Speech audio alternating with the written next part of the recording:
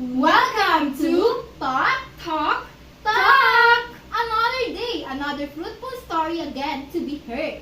That will surely inspire everyone to move forward in life and achieve their goals. Good morning, everyone. How are you guys? You know it's so hot in the Philippines right now. It is good to go to the beaches today and eat some halo-halo. Right, partner? So true, partner. It's so hot nowadays. So please, guys, don't forget to bring our umbrellas and your bottled water to stay hydrated, everyone. Going back to what you were saying, partner, aside from eating halo-halo, it's so nice as well to go to Baguio to feel some, cold air. That's right, partner. You know what, partner? I can't wait to meet our guest for today. Yes, I am so excited as well, partner. So people in the world, just stay in your seats. We will go back to finally introduce you our special guest for today. So our guest for today is an English sociologist and philosopher. He is well known for his social Darwinism philosophy. Please welcome Mr. Herbert Spencer. Hello everyone, a pleasant day to all of you.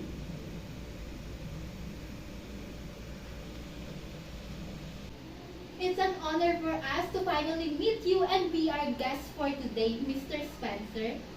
Thank you for visiting us here in Talk. I'm sure our viewers will be inspired for today because we will also talk about your works that truly create an impact. Thank you. I also hope that they will learn something from me. So how are you, sir? How's your flight going here in the Philippines? I'm good actually. It's my first time to visit here, and Filipinos are really hospitable and approachable. Thank you, sir. Since it was your first time here, I hope you can try our most famous dishes here in our country. Especially today, sir, that it's really hot in the Philippines. You should try some halo-halo. Yeah, the hotter you welcome me, the hotter our weather here. Haha. True, sir. So, Sir Herbert, everyone is excited to know more about your life, especially our loyal viewers and your supporters. Can you share us some details about who is Herbert Spencer? Yeah, sure. I am Herbert Spencer. I was born in Derby, England on April 27, 1820. I am eldest of 9 children, but the only one to survive infancy. My father is William George. He is school teacher. He was known as the founder of a school that used unconventional teaching methods and was a contemporary Erasmus Darwin. Grandfather of Charles, and my mother is Harriet Spencer. Oh wow, you probably inherited your father's intelligence, sir. Do you agree with me, partner? Yes, partner, a teacher and an English sociology and philosopher in the family. It really runs through the blood. So, sir, we will ask you some questions about your life. How did you start your work for us to deeply know you? Because you're a really successful person and we cannot deny that your work really creates an impact. Sure. So, sir, have you ever worked before establishing your reputation? Yes, I worked as a writer and a railway engineer before, becoming well known for my philosophical thoughts, which were eventually collected in a number of crazily ambitious books and published in a Britain's top intellectual publications. I eventually relied only on writing to support myself. When I moved to London, I started frequenting the upscale gentleman's club there, where I crossed paths with some of the era's most prominent thinkers. That's great. It really proves that no one can be successful in just a snap because everyone needs to climb and hard work for their goal. That is true, partner. We don't become successful in just a one day. It takes a lot of time and effort to get to your intended destination. Before starting our desired career and path in life, some people get their inspiration from someone, right, partner? Right. Yes, partner. We get inspired by famous people or by a random person that we met in our life, just like a teacher, a doctor, and so on. And it can be also from our family partner. Yes. So, Sir Herbert, who do you believe had the most impact on your perspective at the very beginning? Definitely my father. He was a rebel and greatly influenced my anti-authoritative attitude. Also, he helped me to focus on learning science and later introduced me to the Derby Philosophical Society, where I learned more about philosophical thinking. Wow, so the person that has a huge impact on you and your career is your father. How inspiring, partner, right? Yes, but normally as a child, our first inspiration in taking our career is our parents because they are the first person that taught us different things and they inspired us to become someone. I agree with you on that, partner. We learn a lot from Sir Herbert's life, and the next thing that we will know is about his works. Have. But before that, partner, let's take a short break and stay tuned, everyone, because we will be back.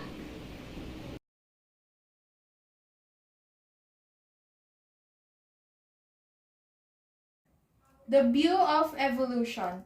Nature is seen as force for good, guiding the development of individuals and society, with the power of competition allowing the strong to flourish while eliminating the weak. It is written in the first book, 1851, Social Statistics, that suffering, although it harms the individual, benefits society at large. It is also part of nature's plan and leads to improvement over time. Spencer published the first part of the Principles of Psychology in 1855. Between 1854 and 1859, he also published a series of essays on education, which were collected in Education, Intellectual, Moral, and Physical, 1861, wherein Spencer disregarded some of the traditional curriculum components and placed an emphasis on self-improvement, sympathetic teachers, observation, and problem-solving skills, physical activity and unstructured play, and the development of self-discipline derived from realizing the results of one's actions rather than from parental or educational punishments. To sum up, here are some of the most notable works of Herbert Spencer: The Proper Sphere of Government in year 1843, Social Statics in year 1851, Education, Intellectual, Moral, and Physical in 1861, and The Synthetic Philosophy, a multi-volume study covering psychology, biology, and ethics, and was published between 1855 and 1896.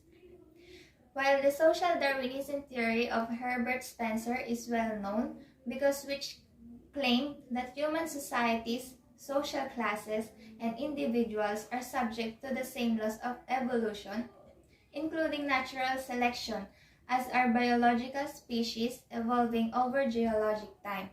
He is also renowned for coining the phrase survival of the fittest. And we are back, everyone! And welcome again to Talk! Talk. Talk! Going back, sir, we heard about your famous theory, which is social Darwinism. Can you share details about it? Sure. Social Darwinism stated that certain races and ethnicity are superior to others, have more chances of survival, and thus certainly have more power in human society. My famous theory was based on Charles Darwin's finding in an animal world, including natural selection and survival of the fittest. Social Darwinists claim that the power of Races would become even more powerful while the weaker ethnic groups slowly disappear. So, sir, what is the main idea of social Darwinism? The argument served as justification for political conservatism and uncertain and capitalism. Class stratification was justified on the ground of natural disparities between people as ownership of property was thought to be sign of higher moral features such as assiduity, temperance, and thrift. Therefore, attempts to change society through the use of the state or other methods would obstruct natural processes. Free competition and the upholding of the status quo were consistent with biological selection. Wealth was a symbol of accomplishment in the struggle. Thank you, sir, for explaining us what is social Darwinism. So, partner, what can you say about the information that Sir Herbert shared to us today? Partner, all I can say is wow. Sir Herbert is very intelligent for coming up with this kind of theory. We truly learned a lot from your life and work, Sir Herbert. That is right, partner. We gained a lot of information and life lessons from you. It is such a pleasure to be with you today, sir, and we are very, very glad and thankful that you are able to join our show for today. I am happy to invite you to your talk show. I really enjoyed being here with you, all of you, especially our viewers. I hope that everyone learned something from my experience and work that I did. Actually, sir, we learned a lot from you. Thank you for sharing those details about you and your life. Thank you, everyone. Thank you, everyone, and I hope you enjoy our episode for today in Talk